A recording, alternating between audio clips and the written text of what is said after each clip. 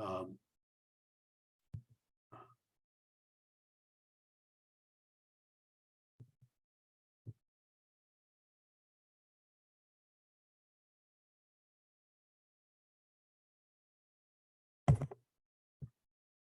could you hear me? Yep, we can hear you. Okay. So we're continuing the narrative with respect to Cambodia.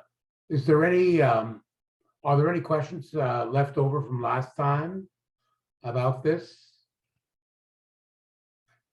I think what one has to basically understand is that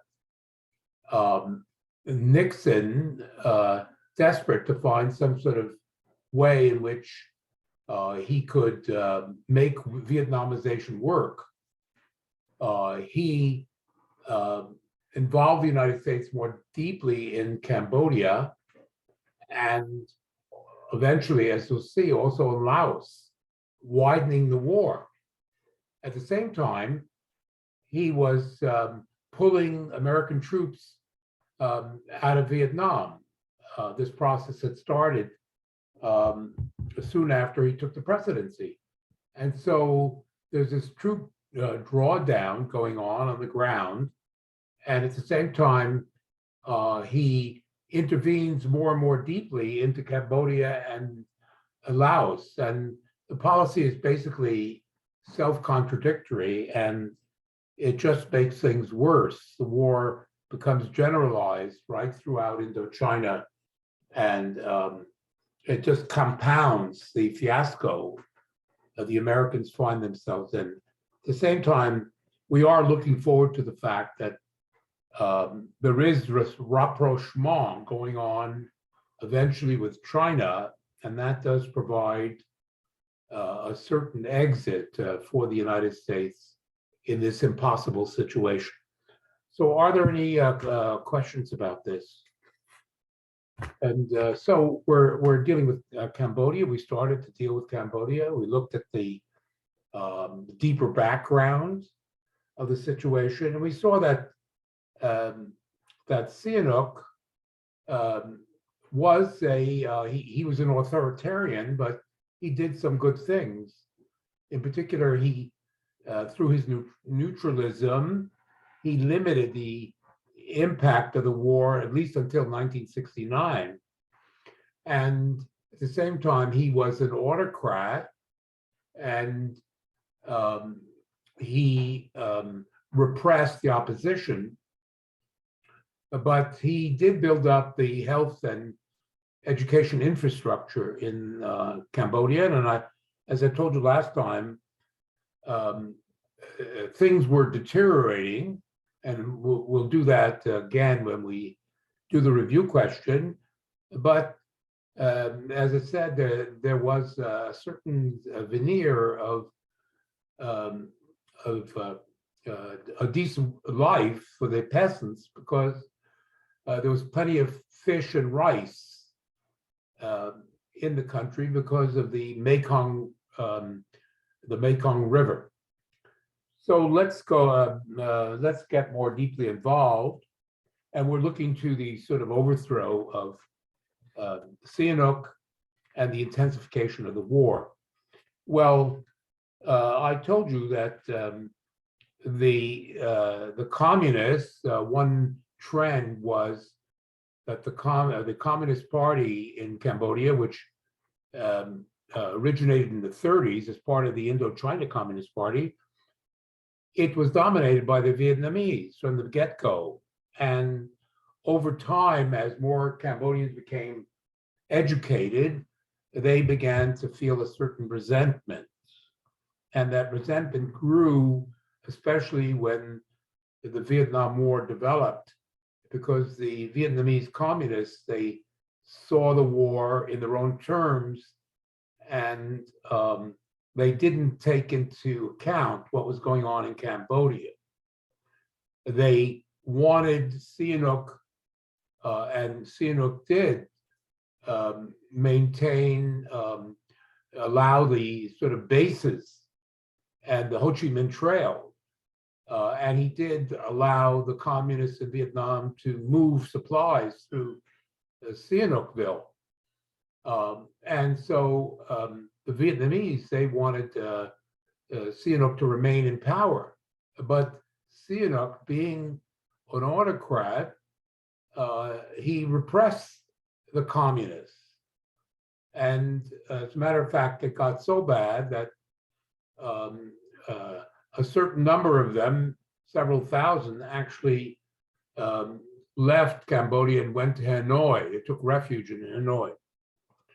Another group continued to live in the cities, especially in Phnom Penh, and they tried to maintain this political party, this front political party, Prachachang, but Sihanouk repressed it. And so at the end of the day, the only option left for Cambodian communists was basically guerrilla activity in the countryside. And that's what these people began to do really from the 50s onwards. There was this guerrilla activity, and the leader of this this element, which turned out to be the most extreme, ultimately they turned into the so-called Khmer Rouge, was this guy Pol Pot, Salo Sar, as was his real name. I'm just looking.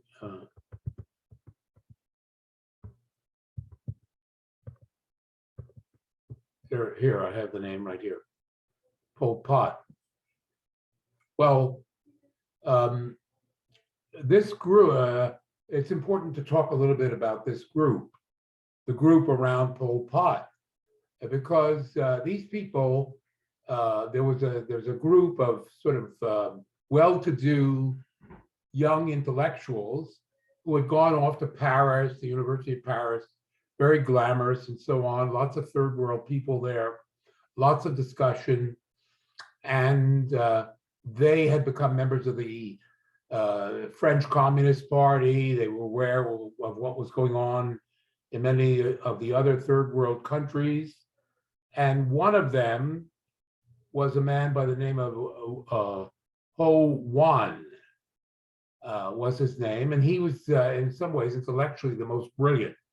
And he wrote this PhD thesis about sort of social and economic analysis of Cambodian society, and basically said the basic problem in Cambodia is the exploitation of the peasants by Phnom Penh, by the elites in Phnom Penh, the Chinese, the wealthy Vietnamese merchants, the French. These people exploited the peasants, and they bought in, instead of investing their profits in development, they basically bought luxury goods and consumer goods from overseas. And his recommendation was that, in fact, the government should control foreign trade closely and use the earnings of foreign trade in order to invest in basic infrastructure and the eventual buildup of some industry and the improvement in the lives of the peasants. Well, this, as I say, Ho Wan was a friend of these other people, including Pol Pot, but his trajectory was a bit different, because when he returned from his studies in Paris, he was very brilliant, and government officials, presumably Sihanouk, maybe, they read the thesis and so on, and sure enough, when there were difficulties with the foreign exchange deficit in the 60s,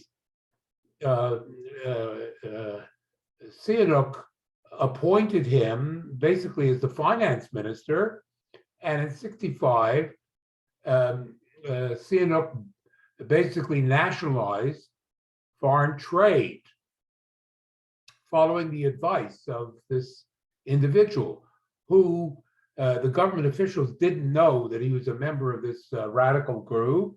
He kept it quiet, but he was in charge of the economy. And of course, as I think I said last time, the result of this was that the middle classes, the well-to-do in Phnom Penh, were furious at Sihanouk because he had cut off their goodies, all the stuff that they were bringing into the country and so on. And so that was the middle of from 65 onwards, and Sihanouk only lasted until 1970. The middle class was furious. Likewise, I would say the military also didn't like Sihanouk, the officers I'm speaking about. Now, they didn't have a huge military, but nevertheless, the military was important.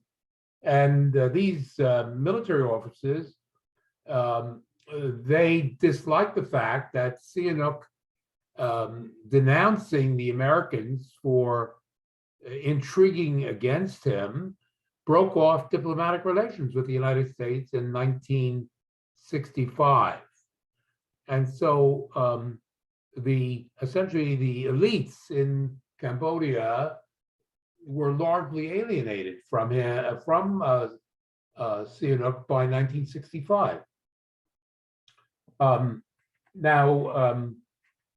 The situation became more and more difficult for Sihanouk, and so in a maneuver, he decided that the best thing to do at this point, this is 1967, he decides that he's going to appoint Lon Nol, this right-wing general, a prime minister. And so Lon Nol, because it shows you that the pressure from the right is growing on Sihanouk since 1967. Meanwhile, in the countryside, the first signs of communist rebellion begin to become clear, and that happens not in 1967, but in 1968, because at this place, you see this place. I showed it. I spelled it out on the map. At a place called, in a province called Bantam Bang.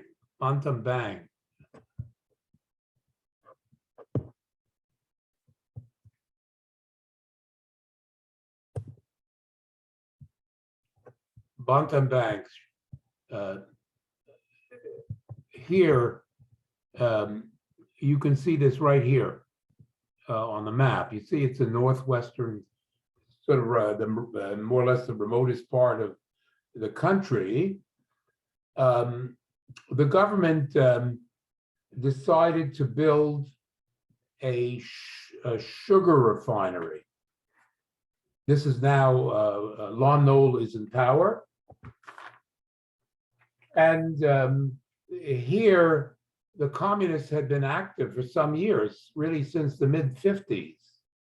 So the government decides to build a sugar factory, but under Lon Nol's administration, they refuse to compensate the peasants who live they're expropriating the lands of the peasants in and around the sugar factory, but they give the peasants no compensation.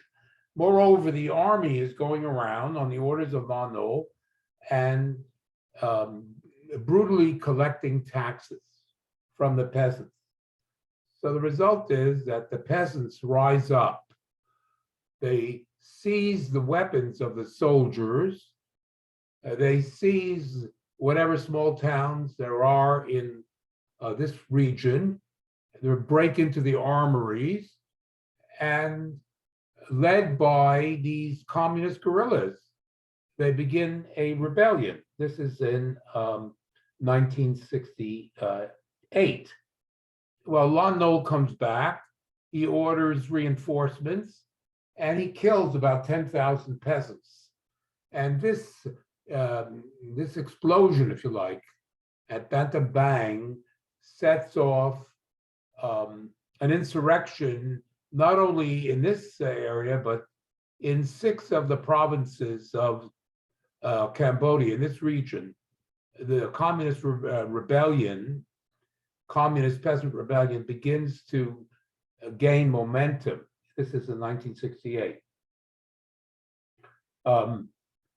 And of course, with this, the communists led by Pol Pot announced that they're going to try and generalize the insurrection to the whole of Cambodia.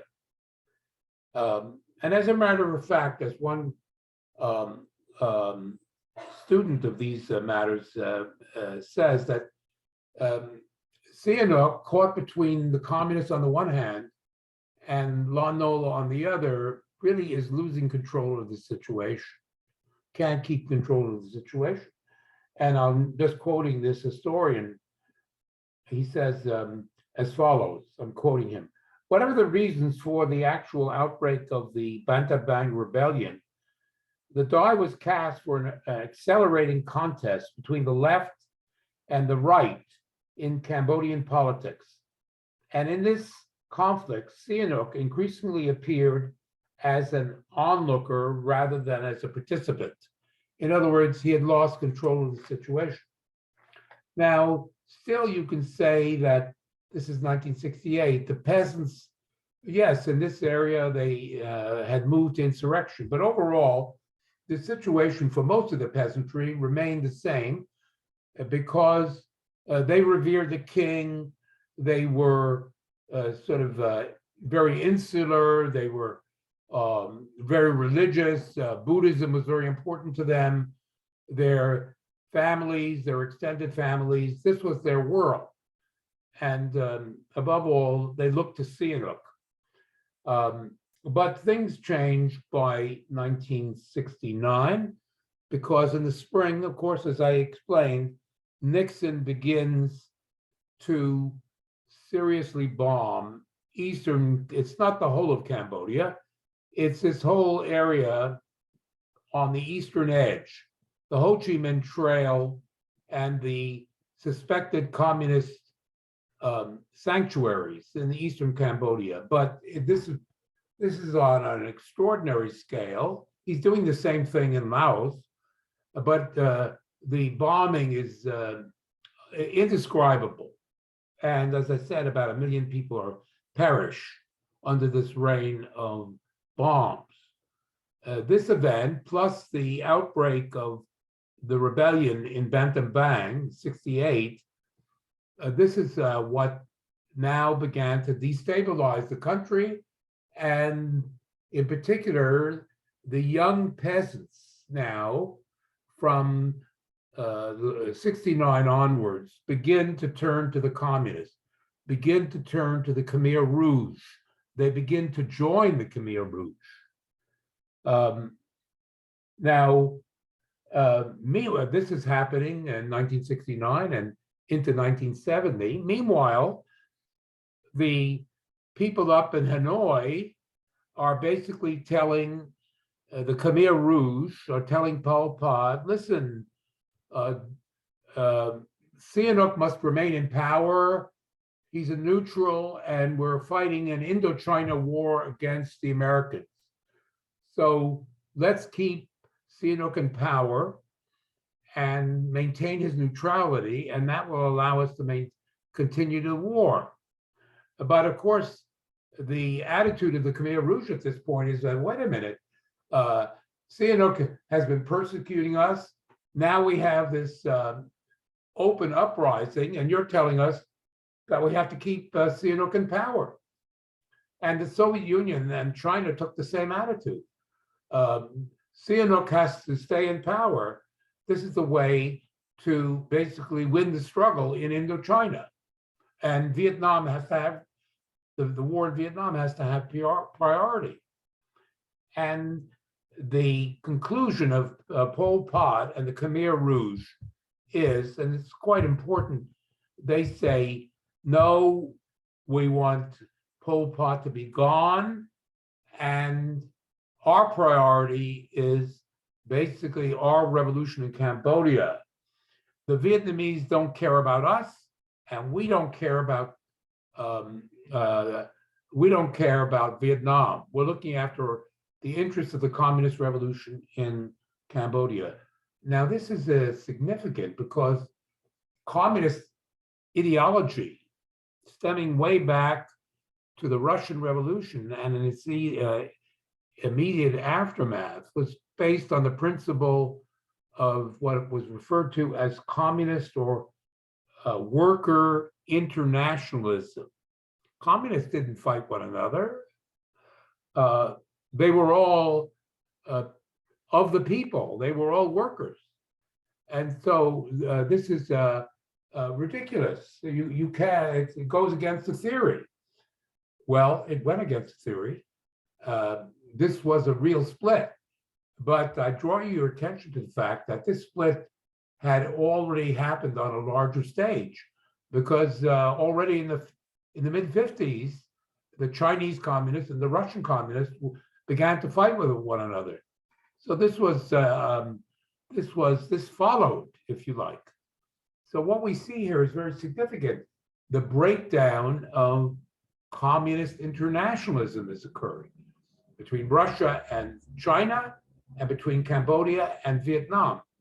And I think legitimately, many historians underscore this because it's the beginning of the end of the communist movement in a global sense. It's the breakdown of the communist movement on a world basis. Of course, it's sort of resurfaced, we could say, in the present because of the overall crisis of capitalism. But we're talking about the Third International, the Russian Revolution.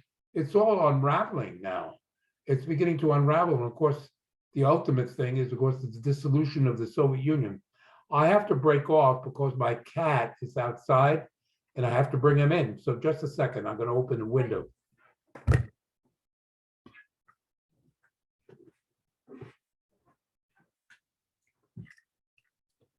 Okay, we're fine. Now,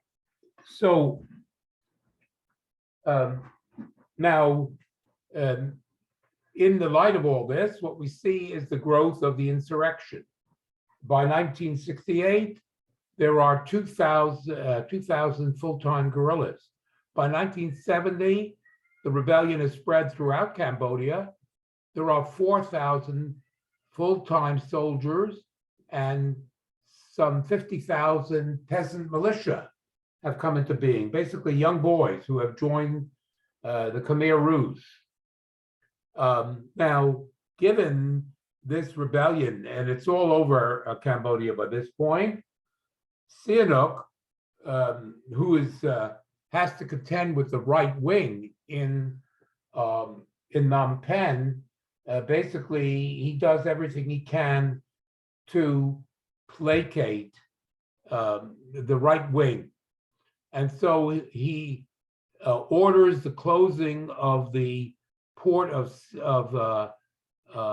Sihanoukville to the communists, to the Vietnamese.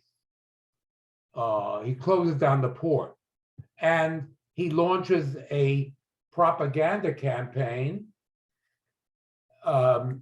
against the Democratic Republic of Vietnam and the National Liberation Front, saying they're sanctuaries, they've occupied Cambodian territory, let them get out, and so on.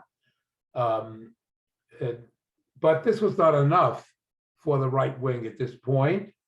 On the 3rd of June, 1969, Sihanouk was forced to restore diplomatic relations with the United States. Shows you the pressure. And of course, that was particularly the military, the generals were delighted because American military advisors and American military equipment began to appear in Phnom Penh. Now, the pressure was overwhelming. Sihanouk, he's a very interesting man, Sihanouk. He was quite astute and so on. I would say he meant well. He was cultured. He loved movies. He made movies, but it was all too much for him. So he decided that he needed a vacation. So he went to the Riviera, the south of France, to some sort of health spa to recover his health. He's having a bit of a nervous breakdown. And he basically is staying in the south of France, which opens the field to Lannoy and the generals. They begin seriously to plot, especially plot with the Americans about basically getting rid of Sihanouk. Well, the coup comes about less than a year later, on the 18th of March, 1970. 18th of March, 1970, Lannoy overthrows Sihanouk. He's out of the country. He's in the south of France. And no sooner does that is the announcement made that the Americans immediately transport these Cambodian mercenaries who have been fighting alongside the ARVN, the South Vietnamese army, against the communists. American transport planes immediately fly them to Phnom Penh and some of the other small towns in order to establish Lannoy's authority. This is what happens.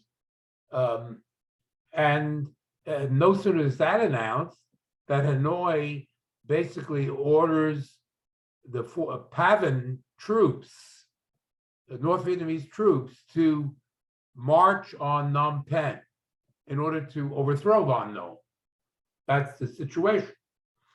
And the question is, what's going to happen now? Well, Sihanouk, in response to this, he's in the south of France, enjoying the sunshine, and he immediately books a flight to Moscow and eventually to Beijing. And on the way to Beijing,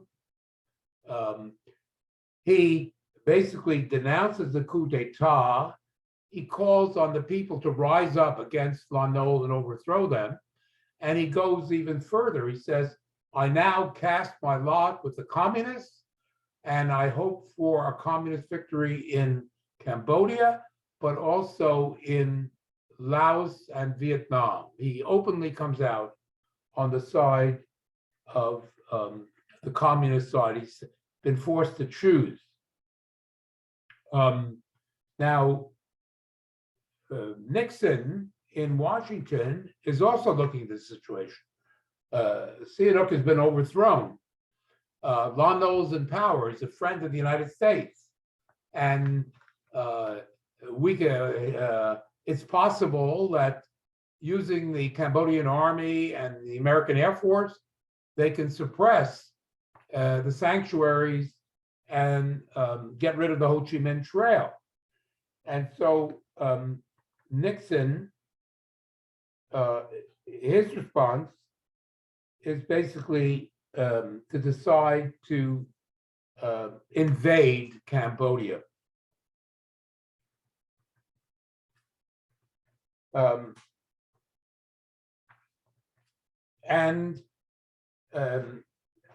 He, just a second, I just want to find my place. In any case, Nixon orders, in concert with General Thieu, that basically the American army and the ARVN are going to attack the communist sanctuaries in Cambodia. And in doing so, they're going to try and support Lannoy, who is, of course, in Phnom Penh. So I'm trying to find the two places. Yes, right here, you see, this is where Saigon is. It's now called Ho Chi Minh City, right here. Right at this place, this is called the Parrot's Beak. It's a piece of Cambodian territory which protrudes like a beak just about 30 miles from Saigon. And then there's another a spot called the Fishhook, right up here to the northwest. It's about 50 miles from Saigon. And the ARVN, especially concentrated here, and American troops here, they invade and attack the communist sanctuaries. This occurs at the end of April and beginning of May 1970. And Nixon goes on the air. He goes on in a TV broadcast. He, of course, has said to the American people, we're withdrawing American ground troops. And the invasion of Cambodia by American troops suggests that the Americans are becoming more deeply involved. And so there is mayhem in the United States. People are really upset, especially those on the left, the peace movement and so on. Basically, their attitude, oh no, he's getting in even deeper. He's getting in even deeper.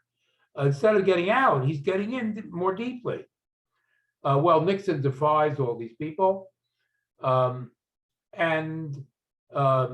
He's also following military advice.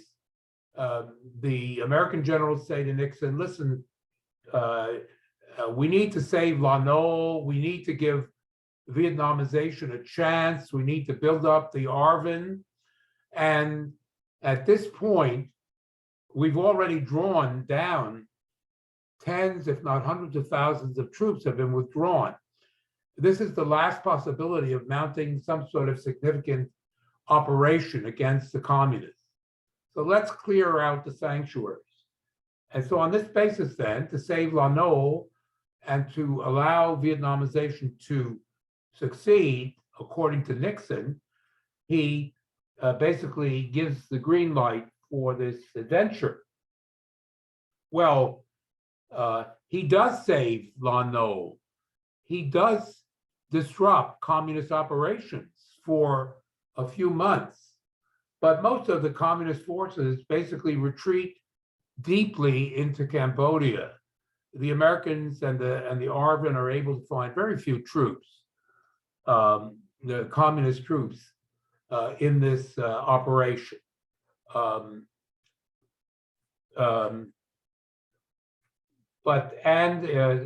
Furthermore, he, in doing this, of course, he had basically extended the war into Cambodia. And so this is in contradiction to the idea that you're drawing down. Instead, you're getting more deeply involved. And you'll see that the same thing happens in Laos as well. So Nixon's policy was kind of self-contradictory. There was a huge upheaval, as I said, in the United States about this because of what Nixon was doing. And once again, you get the anti-war movement looked like it was dying. Well, it revived with the invasion of Cambodia, especially on the college campuses. There were all kinds of riots and mayhem on the college campuses. And in particular, at two places. The one place that was in southern Ohio, there was a university there, a new university called Kent State University, large university. A lot of anti-war activity at this university, and southern Ohio was and still is a very conservative place. So the governor, his name was Rhodes, called out the National Guard to keep order. And they came on the campus. And there was a confrontation between the National Guard and the radical students. And the National Guard fired on the students. 4 of them were killed and 13 were wounded as a result. A similar thing happened in Mississippi State College, which was a black college, demonstrating against the Vietnam War, Black Power. It wasn't troops. It was the state police that launched a fusillade against the students in their residence and killed, I think, 4 or 5 of them. In the wake of this Kent State massacre, and many colleges and universities in the United States went on strike. There was a massive strike. And in some places, the campuses were entirely closed for several weeks. Furthermore, the students across the United States burned down 24 ROTC buildings at various universities across the United States. There was a wave of bombings of federal installations in the main cities of the United States. People set off bombs. The Bank of America in Santa Barbara, which is has a branch of the University of California, the students set fire to the Bank of America in Santa Barbara and burned it to the ground. Other students blew up a research building funded by the US Army on the campus of the University of Wisconsin. In the middle of the night, they blew up the whole building, and there was one researcher who was there in the middle of the night. He got killed. It's estimated, I might note, that in this period of unrest from 65 to 75, 73, there were 40,000 bombings in the United States. 40,000 bombings. Well, I'm citing that because it gives you a sense of the unrest in the country. There was this anti-war movement. There was, of course, the Students for a Democratic Society, which had started out as a kind of social democratic institution, and by this point they had become a terrorist group, gone underground, and espoused Maoism and so on. There was the ferment, okay, but there was also a reaction because notably, this is notable, on May 8th, as these anti-war demonstrations were going on all across the United States, suddenly in downtown New York City, on Wall Street, of all places, the construction workers, it's a huge amount of construction, downtown New York, because thousands of construction workers, well-paid construction workers. And as a matter of, a plumber could earn $150 an hour working in construction in downtown New York. Well, these guys went out, they walked off the job, and they walked off the job because they knew that the largest anti-war demonstration was going to be on Wall Street. They attacked the anti-war demonstration, these so-called hard hats, and they were joined by the stockbrokers. The stockbrokers and the construction workers attacked the anti-war demonstrators. And 2 weeks later, that occurred on May 8th, 1970, there was a large demonstration. 100,000 supporters of Nixon marched in downtown New York to support Nixon. And they marched with American flags, singing "God Bless America," et cetera, et cetera. And in other words, in reaction to the anti-war movement, this right-wing reaction supporting Nixon is started in the heart of New York City. But it spread to several other cities as well. Now, it's not that these people supported the war, but basically they hated the anti-war protesters. These were the same people I explained, the right and the doves and the hawks. Well, they were still there, and people, the right wing people they denounced the lack of patriotism, and they didn't want the war to continue, but they wanted to support their president. We'll put it that way. Now, I should say something about the class basis of this. You see that some of the privileged elements of the labor movement, these plumbers, these electricians, and so on, who made fabulous salaries at the time, they were conservative. Why wouldn't they be? This is the height of American prosperity in the post-war. And also, the leaders of organized labor, the leaders especially of the American Federation of Labor, they were fully on board. They were hawks. They were violently anti-communist, the labor movement in the United States.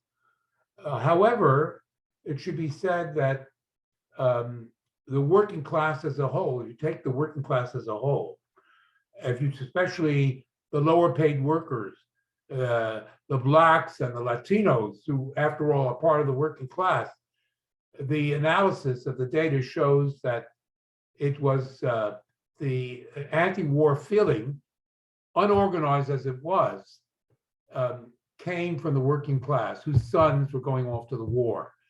But it's simply the more privileged elements tended to support the president.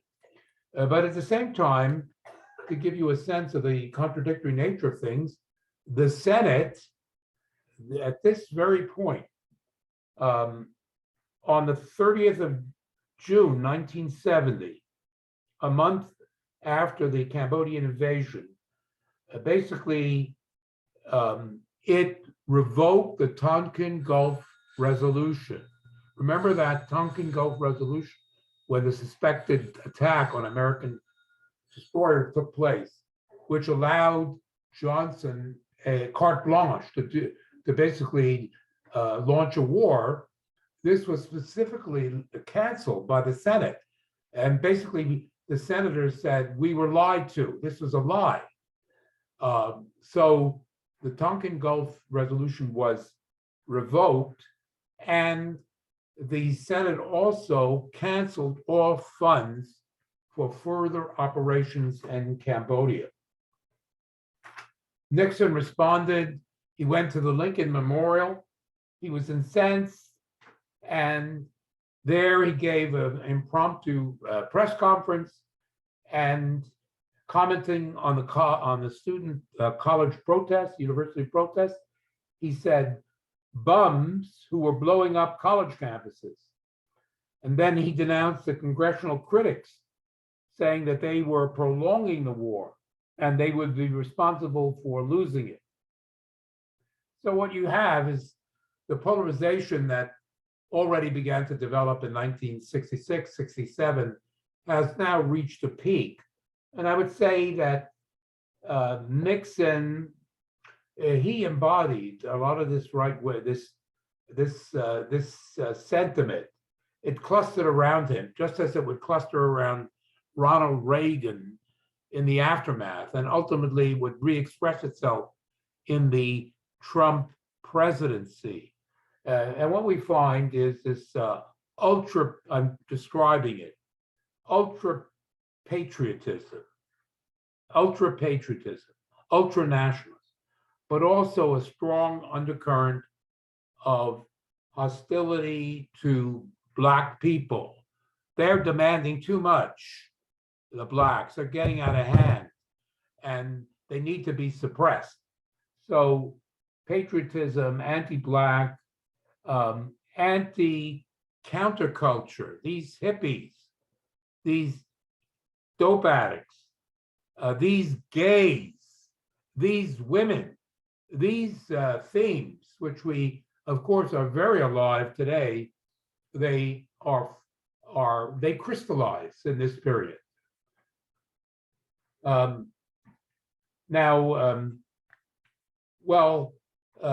Things died down. The American troops ultimately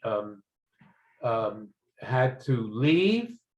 And when the fall congressional elections came, it turned out that yes, Nixon had support, but so too did the anti-war party, because the congressional elections showed basically that there was a split in the American people. It was a stalemate. Neither side really made major political breakthroughs in the election. Well, to continue, at the beginning of 1971, Nixon announced another large US troop withdrawal. And as 1971 opened, the focus of Nixon's attention switched from Cambodia. It switched from Cambodia to the country north of Cambodia, namely Laos. And this is what we want to consider beginning right now, the few minutes that are left.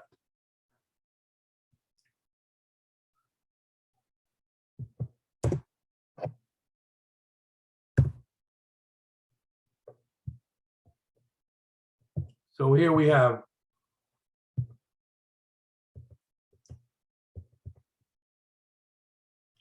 Laos right here. See, Cambodia is directly south. Directly west is Thailand.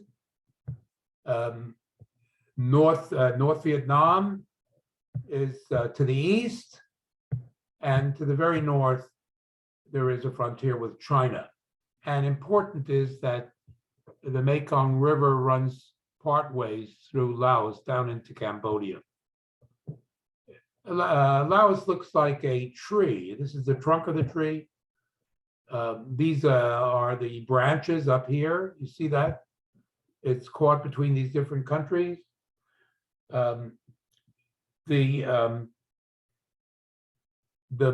In terms of the war, the main feature is that the Ho Chi Minh Trail runs through Laos down into Cambodia. That's the main thing. And by 1970, the Ho Chi Minh Trail has become virtually a highway under the canopy of the jungle. The North Vietnamese, who easily cross the border, have built up a huge road network, intertwining roads, all the way down, maintained by hundreds of thousands of peasants who work on maintaining this road, which brings troops and supplies from North Vietnam to South Vietnam through this easternmost part of Laos. And as I say, it's like a highway. It's like you see these, it's not paved. It later became paved, but nevertheless, it was a highway. And as I say, hundreds of thousands of peasants maintained it. The Americans tried to bomb it. They bombed it every day. And these porters would come along and they would fill all the holes and sort of resurface the road so that the progression of supplies and troops could continue. And as a matter of fact, in the Tonkin Gulf, by this point, the Russians had brought down a fishing fleet from Vladivostok off the east coast of Russia. They stationed it offshore, and this fishing fleet bristled with radio antennas, and the radio antennas were there to pick up the signals of the approach of American planes, which these Russians immediately radioed to Hanoi, who sent this to all their units, and people protected themselves in this way. Furthermore, the Russian crews were manning rocket stations. The Russians' anti-aircraft rockets were stationed all along the Ho Chi Minh Trail and in and around Hanoi. So I'll break off at this point, and we'll carry on next time.